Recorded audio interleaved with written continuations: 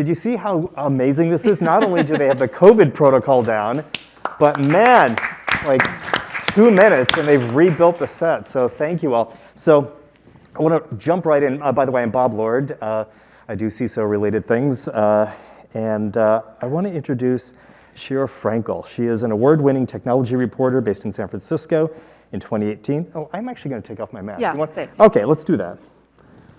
Guess I heard a little bit of muffle. Yeah. How's that? In 2018, she was part of a team of New York Times reporters who were finalists for the Pulitzer Prize.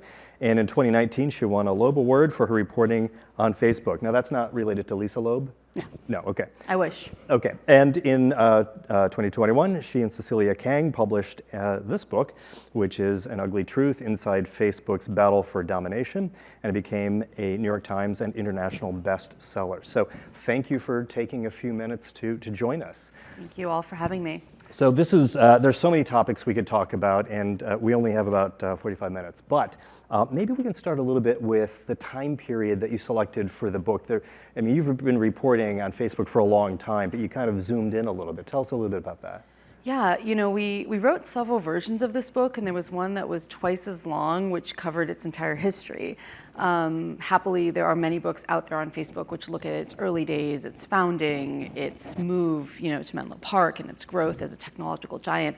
And we decided that the period of time that we felt deserved the most scrutiny, because it really told us the most about the evolution of the company, was roughly the period between two elections, 2016 and 2020. Because I mean, the problems that happened in 2016 had germinated long before then, but they really brought to the forefront how big Facebook had gotten, and what sort of problems the platform had introduced to society. And so we thought that by looking at this kind of crucial time period of, the 2016 elections happen, the world finds out there's been Russian election interference, and then the immediate aftermath of Facebook trying to fix itself, leading through to the presidency of Donald Trump, the way he challenged the company and made them really re-examine their policies on many things. And then the 2020 elections gave us a nice kind of bookend of where the company was and where they hope to go. Interesting.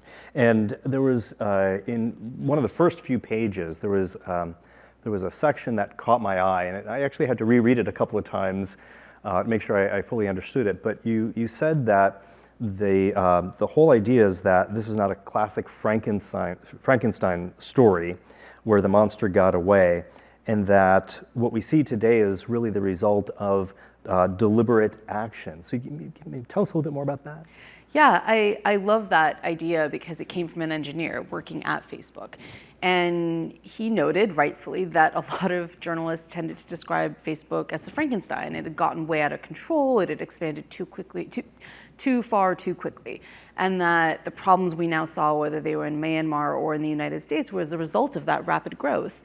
And this engineer, who still works at Facebook actually, was saying it's not Frankenstein. It's working exactly as it was designed to work. It's intentional. This company was designed to get people to share as much about themselves as possible. All that information is data. We work based on data. We optimize based on data. That's what lets us sell ads. And so we've designed this to be a really addictive platform where you spend as much of your time as possible, and therefore the consequences are all downwind of that. And so he described it as a vampire rather than a Dracula. We didn't quite go with that analogy in the book because we thought it was a little difficult to explain and get into. But it was one of those great moments for me as a reporter where it's why these interviews are so important. It's why we interviewed hundreds and hundreds of people that work at this company, because they're the ones that seeded the ideas that we presented in this book. And how many people did you interview? Oh God, what was I have to look at the book. I can't even remember. It's been a while since I did one of these interviews. I feel like our final count was like 500? What was our final count? Do you remember? I thought it was over 400. It was over 400 people. Yeah, it was a lot of hundreds people. of hundreds of I remember we had to tally up the number of hours of interviews we had done at one point, and it was in the thousands. It was close to like 6,000 hours. Oh, okay, that's a lot of hours. Yeah. Yeah, and for me it was really interesting to see that, because I think although I, based on my prior career at the DNC, saw some of these things from the outside, but also with a little bit of an insider's view, this idea that the algorithms were just running away, and if only they could tune them the right way, everything would get fixed. I think even I had a little bit of a misconception about that, and so then the rest of the book kind of lays it all out and makes the case. So we have a number of people here who are interested in cybersecurity and privacy and things like that. One of the things that I've noticed in my career is that there are sometimes events that surprise executives, especially around I do cybersecurity, so that would be where I would see this. And so I saw a number of cases where executives were surprised when they were given information. And it seemed, and I want you to tell whatever stories come to mind, but there were some stories where they got information and it seemed to be late breaking news to them when in fact people around the organization had known about that. And so I'm kind of interested in executive surprise in general. Yeah, it's one of those things that we really struggled with because we interviewed a lot of people that had been raising flags at Facebook for years ahead of the 2016 elections. And I'm just going to use that as an example. I could have used Myanmar or India or any number of other issues Facebook had as a company. But let's take the 2016 elections, which you're well familiar with. So it was so interesting to hear that a year before the 2016 elections even happened, you had people on the newsfeed team saying, what's going on? Why are all these bizarre sites at the top of our newsfeed? Where are these sites coming from? We see the IP addresses in Macedonia or wherever else. Like, shouldn't we get to the bottom of this? And you have executives at the top of the company saying, no, it's fine. Like, it's what people are, they're funny, they're this, that. The excuses are given, right? And then you have Alex Damos's team, the security team at Facebook. Again, this is, I think, roughly 8 months before the elections, saying we're worried about Russia. Like, we've seen signs of it in Ukraine and Estonia and Lithuania. There is a model of Russia tampering in elections, and we're worried about this happening here. We're going to beef up our security. They've already beefed it up, really, at this point. But we're just going to pay extra attention here. And again, what surprised me is that you don't have anybody in the executive level of the company saying, oh, that seems alarming. Why don't I have a monthly meeting with you or a weekly meeting with you and you'll update me about what you found? They just kind of file these reports into the ether, leading up to really the month before the November 2016 elections, when at this point they're like finding people. They find this Russian hacker, Guccifer, team of hackers, who are now sending journalists leaked documents from the DNC using Facebook. They're on Facebook Messenger, they're sending these, and they're not just sending them, they're framing them and saying, hey, Clinton's gonna give a speech tomorrow, why don't you guys drop these emails that we hacked from the DNC tomorrow at 4 p.m. And they're having like a real conversation where they're clearly trying to manipulate mostly right-wing bloggers into doing their bidding. And the security team is watching this in real time. And I'll never forget this engineer's face. Like, he's horrified. He's watching this unfold in front of him. And he's like, his arms are up in the air at this point, like, Alex, Stamos, come on. Everyone's worried on the security team. But the executives are still kind of like, great, reports are filed, we've noted this thing, let's have a discussion about whether or not we should remove the Guccifer account, which I thought was like, it took them, I think, almost 6 months to decide to remove the Guccifer account. And you do not have this alarm fire feeling at Facebook where executives are finally asking for weekly and then daily meetings until almost 9 months after the 2016 elections. At this point, the U.S. intelligence establishment has already come out and declared, all the agencies have come out and declared, yes, Russia interfered in the election. Yes, we think Facebook played a role in it. And you still don't have this feeling of urgency among executives that they really need to pay attention to what their security officials have been trying to tell them for months. And I think there was a real sense of exasperation and depression among a lot of people on the security team that, I remember having these conversations with them where they would ask me, like, what should we have done differently? And I'm like, oh, dude, try to get the attention of a New York Times editor. Like, it's not much easier. But, they said, should I have quit? Should I have marched into Mark Zuckerberg's office and slammed down the door and said, pay attention to this? This is actually critical, a critical report that I'm filing here, and you have to make this your priority. While he's off milking cows in Idaho and whatever else he did that year as part of his tour of the United States. I don't envy the positions of people on the security team because they're always bringing bad news, or not always, but they're often bringing bad news to people who want to hear good news. And I think we noted in the book, Sheryl Sandberg's conference room is called Only Good News. imagine being that person who's got to knock on her door and say, hey, you've got a huge problem on your hands that your Democratic allies in Washington, D.C. are not going to be happy with. Yeah, I think I actually wrote that down because when I hit that point, it really was a little bit of a flashback for me when I was dealing with the Yahoo cleanup. And one of the things that, and by the way, people don't actually know this, but most of the information about the Yahoo hack is public because we worked with the FBI and with the Justice Department, and they worked with their domestic and international partners, and that resulted in an indictment. And they found that it was 2 FSB officers and 2 criminal hackers who were involved. So those 4 people were indicted. The FSB officers obviously were in Russia. The criminal hacker was in Russia. The other criminal hacker was in Canada, and so he was arrested, extradited. And so that whole story is actually well told in the indictment. And so anyone who's interested in the mechanics of how these attacks work and how foreign governments blend with the criminal element, it's really a fascinating. It's kind of a trashy spy novel sort of thing. Wrote about that. That indictment was great reading. In the middle of the night in the snow, the intelligence officials are in the front yard of the guy that's been a hacker. It's a great story. It's a fascinating story. But the other thing is, and again, this is all public, Yahoo issued a 10K report for 2016 and about the hack, and the special committee of the board had a couple of paragraphs in there. And the reason that particular conference room struck a nerve with me and some of these other stories is that it said that the security team had contemporaneous knowledge of the 2014 Yahoo hack. And there's a section in there that says, and the executives had sufficient information to warrant further investigation, but did not take action. And that's probably close to an exact quote. But please go read it for yourselves. And so I've seen this story before, and so that's why I was curious about this. And I was going to ask you if you have advice for the security and privacy people in the audience. But yeah, it's really not easy. I would say that you don't want to be in the position of a New York Times reporter calling you and asking, did you fail to raise the alarm? Like you want to be in a position of saying, yeah, I filed the report, I raised the alarm, because it won't just be us that are calling you. It'll eventually be the FBI, it'll eventually be law enforcement. And you want to know you did your best and you did your job. And I think it sometimes is very easy, and I've spoken to engineers who have faced the pressure themselves from executives who have asked them if they can amend their reports or not file a report on something troubling that they have seen.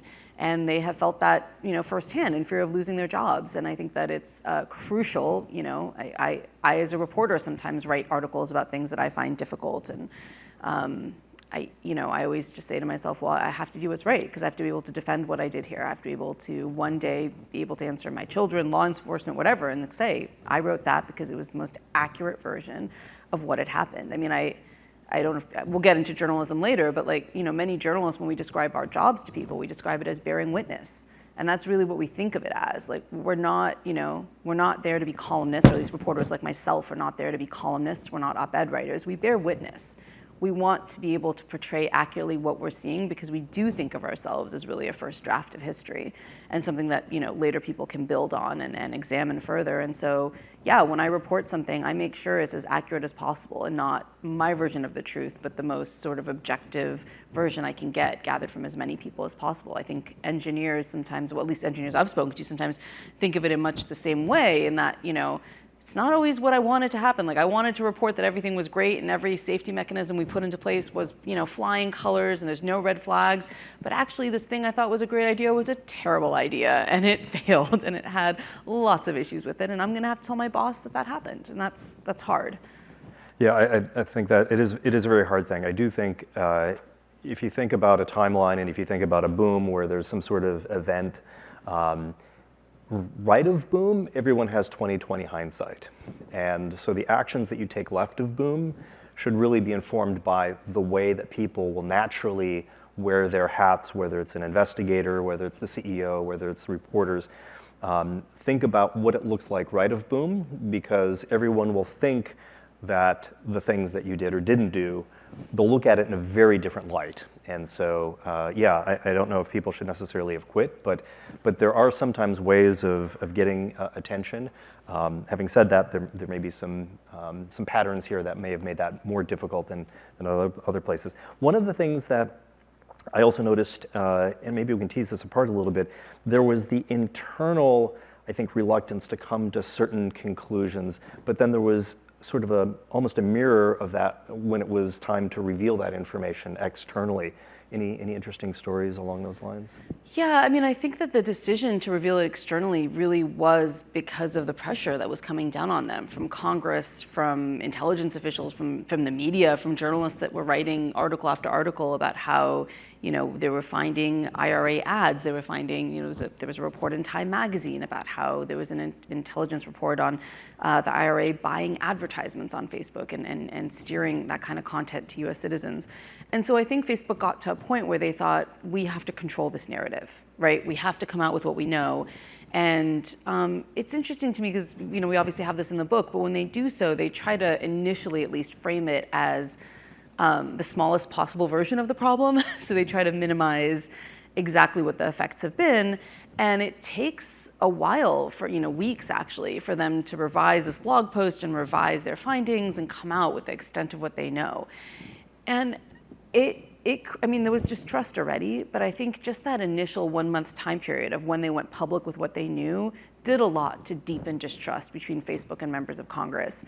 And I'm always a witness to these things, but I've noticed that when companies mess up, or when something bad, it's not even, let's say the company didn't, but something bad happened to them, if they come out of the gate and they really lay it bare and say, this is how big the problem was, here's everything, right? Like, let's just show, that is always a better situation to be in than to have it be drips and drabs and leaks, and then the media finds some other person that leaks them. You don't want to be in that situation where you're caught in a 2-week news cycle where people are increasingly hearing of all the ways you messed up and all the things that went badly. And it was interesting because Facebook obviously has incredibly smart PR people that work for them, but they also had executives that thought even then that they could sort of minimize the problem. When we originally wrote the article that became this book, the article was called Delay, Deny, Deflect. And it was because that kind of described the pattern that had happened at Facebook. They delayed looking into their problems. They then denied the extent of the problems, and then they tried to deflect from it when they eventually did go public with what they knew. Yeah. Can we talk about disinformation? Yeah, let's talk about disinformation. So obviously at my time at the DNC, we had to start a counter disinformation program. And we tried to work with all the different companies to try to minimize harm and to try to get the right stories out there. Facebook was an interesting case. There were times when we'd report clear violations of the terms of service and they would do the right thing. There were other cases, which you can probably all guess which ones they were, where the people that we worked with, who by the way were amazing people, the folks that we worked with, just had a great relationship with them. Hats off to them. But they'd often have to go run these requests up the chain, and we kind of knew what the answer was going to be. The only question is, what is the context that they're going to provide around that? And it seemed like a lot of these decisions, and again, this is my bias, so let me just put that out there, and you can correct me in whatever way you want, but it seemed like many of these decisions were foregone conclusions. They just needed to find the right talking points and the right context. They needed to be lawyered. They wanted it lawyered. I mean, I'm to be blunt. Like, I think a lot of these companies, again, we speak to people at the top and they're like, well, we sometimes have a gut feeling of what the right decision is, but then we say, well, how do we defend that to a board? How do we defend that in case there's a lawsuit? Everything that they do has to go through lawyers, and so I'm going to go back to the example of some of the Russian accounts that they found. Initially, they didn't take them down because there were questions of under what rules. There was no rule at Facebook that you couldn't spread disinfo, and so they kind of tied themselves in knots, and eventually one of the longtime engineers at the company came up with this, I think, fairly interesting idea where the same Russian hackers that had leaked the DNC stuff had gone after George Soros as well and had leaked some of his stuff, including personally identifiable information of some people who worked for him. So using Facebook's rules that you cannot share the personal identifiable information of someone without their knowledge, they took down the account. So it was like this loophole clause that allowed them to do what they actually wanted to do, which was eliminate the account of a Russian hacker who was, wreaking quite a bit of havoc on the platform. Now I'd say things are quite different in that they have much broader policies about disinformation. We get these monthly reports, which are really excellent, done by Nathaniel Gleischer and his team on, different, what's the CIB, the acronym, different coordinated inauthentic behavior that they take down. And there's a lot more transparency around that. I think Facebook's struggle is now the gray area. What do you do in a country like Ukraine, which has Russian nationals living in Ukraine who are Ukrainian citizens who are spreading misinformation to other Ukrainian citizens about what Russia is doing along the border? Like that is an unfolding situation happening right now in Ukraine, which I personally find fascinating because it's almost like a worst case scenario of what could happen here in the United States. And to some extent has happened, really. So one of the things that we noticed was this transformation of disinformation from a foreign-based problem to one that was homegrown. Any observations from your interviews with folks at Facebook around that transformation and how they dealt with it? Yeah, I mean, I think there's a lot of regret that they weren't paying more attention early on in 2013, 2012 to what Russia was doing in a lot of Eastern Europe. There was a sense of they wouldn't dare to do it in America. And I do think there was a sense of, well, it's not that big a problem when it's happening in another country. Ultimately, we're an American company. We have to answer to US senators. I think if it was happening in Western Europe or in America, it would have been a very different situation. But when the people dying are in Myanmar, or the politician whose website is being defaced and having their emails hacked is in, Ukraine or Lithuania, then it becomes less of a priority. You have one person at the company who's dealing with it rather than 100. I still think there are incredible lessons to be learned with what's happening in real time in countries like India and Indonesia. I look at the spread of misinformation on WhatsApp in India as a real warning to us here in the United States of what's to come. And I don't think we have great solutions, or the tech companies, I should say, don't have great solutions for how they're going to cope with it. I say we because as a journalist, I think about this all the time. I write about misinformation, and I feel like there is, what's the iceberg in the ocean, and it's all below. That's for me WhatsApp. That's encrypted messaging. Is everything happening below the surface that I have no clue about unless someone happens to forward me a message? So I think about that all the time, and I think about how we're still sort of failing to learn the lessons of what's happening in other countries. Yeah, and there's a lot of different topics too. Obviously, the one that we hear a lot about these days is COVID. You went on Fresh Air a few weeks ago, and you had a little story that said that just today I saw the very type of information that Mark Zuckerberg and Sheryl Sandberg had said they wouldn't tolerate about COVID. It's still online and active on Facebook. Did anything happen from that? I mean, obviously, I'm sure somebody over there listens to Fresh Air and would have heard that. And did you get any follow-up on that? No, not directly. I mean, I got calls from people that work in the PR department who I speak to regularly who wanted to press me on it. I think the COVID misinformation thing has been really, really tricky for them because a lot of it isn't black or white. A lot of it is, it's not, I mean, one person's misinformation is another person's truth, right? The people here in this room may believe that everyone should be vaccinated and wear a mask and have certain, do certain things to prevent the pandemic from growing, and someone in another state may not believe all those things. And Facebook is in a very tricky position right now about COVID misinformation. I do think it was interesting that Mark Zuckerberg really kind of put his foot down in the beginning of the pandemic and said, we will not tolerate this. And he took quite a strong stance. And then almost immediately he was challenged by Donald Trump saying things like, well, bleach and UV light is going to help us cure COVID. And in that moment, really, when they decided not to remove the comments of the then president, they made a call, right? They made a call to allow certain types of misinformation about COVID to persist on Facebook. That to this day, I see videos shared of Trump's time as president and him talking about UV light. It is very tricky, and I think that, not to get too historic here, but the anti-vaccine movement has been incredibly smart about how they use social media to recruit and gain new followers.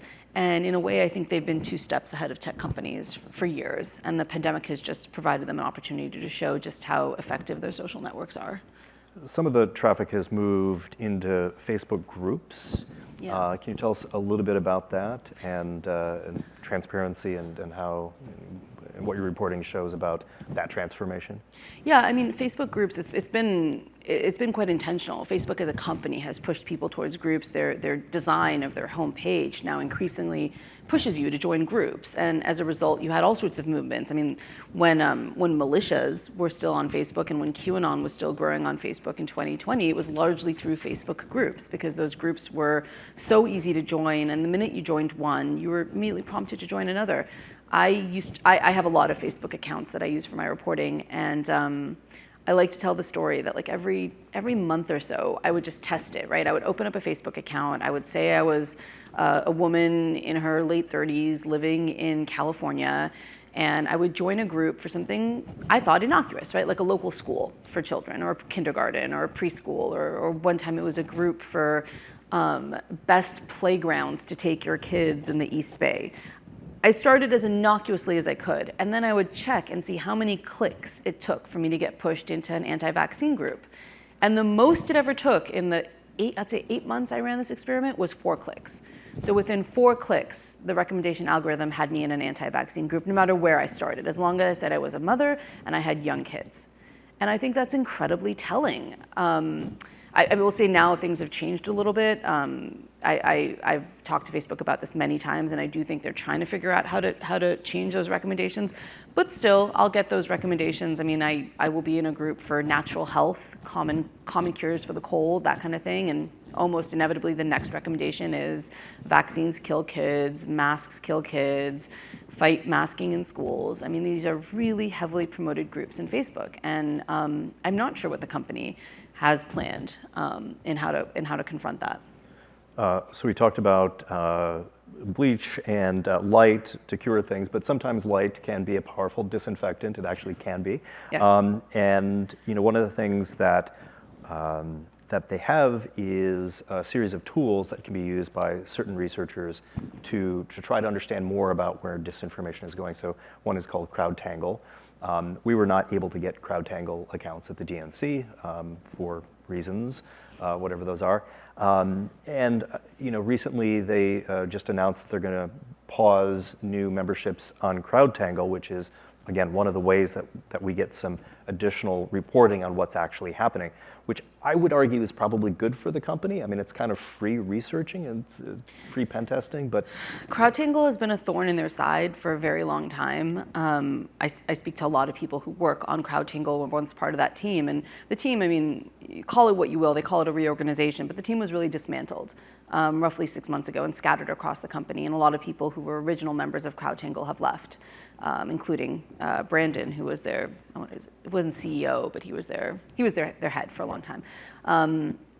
I think that the people who work currently on Crowdtangle say it's a matter of time before Facebook takes down access entirely, which is very concerning for journalists and academics, including myself. I do a lot of research on Crowdtangle, and Facebook is not always happy with the research we do, right? My colleague Kevin Roos, leading up to the 2020 elections, had this running list of here are the top 10 most popular stories on Facebook. Facebook hated those lists that he made. I think we have it somewhere in the last chapter of our book. But they used to call crisis meetings over Kevin's tweets of like, oh no, Kevin's tweeted again, and the top 10 list makes us look awful, and and they wanted to publish their own list of the top 10 most popular according to their own metrics. But then the first report they did on it actually showed that this anti-vaccine group was at the very top of the list. So then they decided not to base the report on January, but on February. I mean, they literally changed the month on which they were going to do the report. This was in the beginning of 2021. And so, yeah, the company isn't happy with what the data is showing. And I think they'd like to portray their own version of the data, which is guided by them and their metrics. And that's really concerning to journalists because we already don't have a lot of visibility into YouTube. Right. We already struggle for visibility into all these other places that we know that misinformation is being spread. And as much as Crowdtangle, I know, doesn't always show Facebook in its best light, it is a little window into what is happening on Facebook. And I think it's critically important for academics and journalists to have that and to have even more transparency. I'll note that there are several bills that are going through Congress right now which actually would force tech companies to give specifically academics some access to data and more transparency into what happens. And I'm very curious to see if those bills pass because as a reporter, I'm happy to have vetted academics get that kind of access. I would love to not spend hours of my day going through data. I have other things I'd love to be doing. And I do think going forward it's going to be important for, perhaps legislation to be formed around this. So it is mandated that there's some level of transparency. So the book was published when? The book came out in oh God, I should know this off the top of my head. It came out in July of last year. July. So 6 months ago. Yeah, so, 7 months ago. A few things have happened. Yes. Some things have happened. So, I think we're learning more about the lead up to January 6th and those kinds of topics. What sort of things are you learning from your investigations there? You know, I think we're learning, well, I don't know. I've been thinking about this a lot recently. I think we're learning about really just how systemic the problems are with some of the extremist movements that have taken hold in the US. You know, Sheryl Sandberg gave a speech right after, I should say not a speech, but an interview right after January 6th, in which she said that, you know, basically it hadn't happened on Facebook. And I think what she meant by that was that organizations like the Proud Boys and the other militias had organized on Telegram and Gab and other places. And she's right, because by the time January 6th happened, the Proud Boys were not on Facebook. But what she ignored in that comment, and what really she got skewered for when she made that comment, is that the idea of Stop the Steal, the idea that the election had been stolen, was all over Facebook. It launched on Facebook, and then it was made popular by Donald Trump himself, who tweeted about it and posted about it regularly on Facebook. And so, you know, I think you can't quite underestimate how problematic it was to have, and to still have, I would say, members of Congress sharing the hashtag Stop the Steal. And even now, I mean, today, you can go to Facebook and Twitter and find certain members of Congress who are sharing the idea that the 2022 midterms are going to be stolen, and that the election infrastructure is already corrupted and hacked, and that Democrats have figured out a way to conspire with voting officials and rig mail-in ballots, and every narrative that was there in 2020 is going to come back in 2022. We know that the Stop the Steal movement has not gone away. So yeah, I mean, I think in the wake of January 6th, I have continued to be surprised with just how pervasive that movement was. And even now, today, I'm shocked at how quickly they're growing their ranks and preparing for the midterms. And it seemed like it took a while for them to catch on to that particular movement and to take action. In light of all the things that they've learned with Russians and other kinds of things, any thoughts on that? Well, it's their worst nightmare, Stop the Steal, because it's not Russia. If it was Russia, it'd be really easy, right? If it was Russia, click, you're gone, like, you know, really easy solution to the problem. It's Americans. And Americans have a right to say certain things. And it's even more difficult when it's the president and members of Congress who are saying these things. And so I don't think there's an easy answer, right? They did take down the main Stop the Steal group because they repeatedly violated certain policies. But by the time they took it down, I think there was 70 or 80 other Stop the Steal groups that had already formed. And to this day, there's quite a few Stop the Steal groups on Facebook. There isn't an easy answer for what you do for Americans that are really sowing misinformation to other Americans. And I think a lot of the tech companies would love for it to be something Congress solves, right? Like, let's kick it to Congress. Let's have them make rules and say, if you share this or that kind of information about an election, it is illegal. The same way that you cannot, for instance, mislead somebody about the day of an election. If I go right now to Facebook and I say, oh, the 2022 elections are actually going to be in December this year, I can't do that. But you can do everything short of that. Everything short of really disenfranchising somebody of the vote and sharing categorically false information, I can do as an American citizen. And so if the laws aren't there, these tech companies are arguing how can they be asked to take action? I don't think it's an easy thing to solve. I think it's an incredibly difficult thing to solve, and I don't think we've come close to solving it. Okay, amazing. Thank you so much for coming Pleasure. by. Really appreciate it. Thank you all. All right.